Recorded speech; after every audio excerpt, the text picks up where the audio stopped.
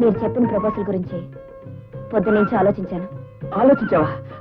అయితే నీకు నా ఐడియా అతి గొప్పది అద్భుతమైంది అనిపించుండాలి, అవునా?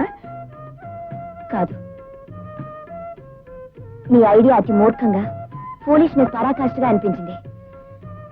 అయినా మీరు నా భర్త గనక, మిమ్మల్ని మనసారా ప్రేమించిందాను గనక మీరు బాధపడితే నేను చూడలేను.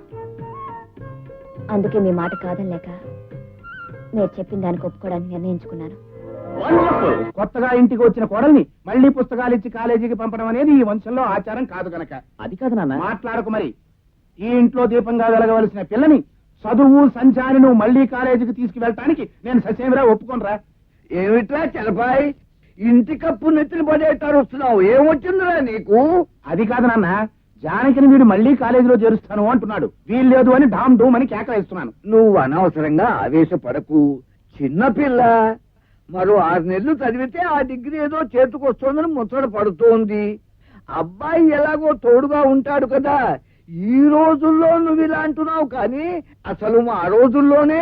ఇదిగో తాతయ్య, మీ రోజుల్లో విషయాలు ఇంకో రోజు తీరిగ్గా చెబుతూ గాని ఇప్పుడు అసలు విషయం చెప్పు. ఒరే రాంబాబు, నీ నాన్న మాటలు పట్టించుకోకు. నువ్వు అమ్మాయిని తీసుకెళ్లి పట్టణంలో మంచి ఇల్లు అద్దెకి తీసుకుని కాపురం పెట్టి చదువు పూర్తి చెయ్యి.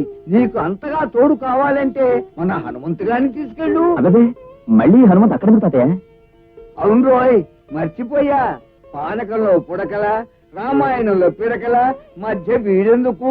కొత్త దంపతులు కొంతకాలం ఎవరూ లేకుండా ఉండటంలోనే అందం ఉంది.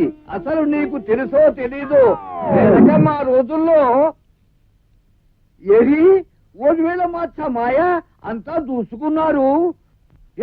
వీడు ఇక్కడే తగలడ్డాడు. ఒరే హనుమంతు,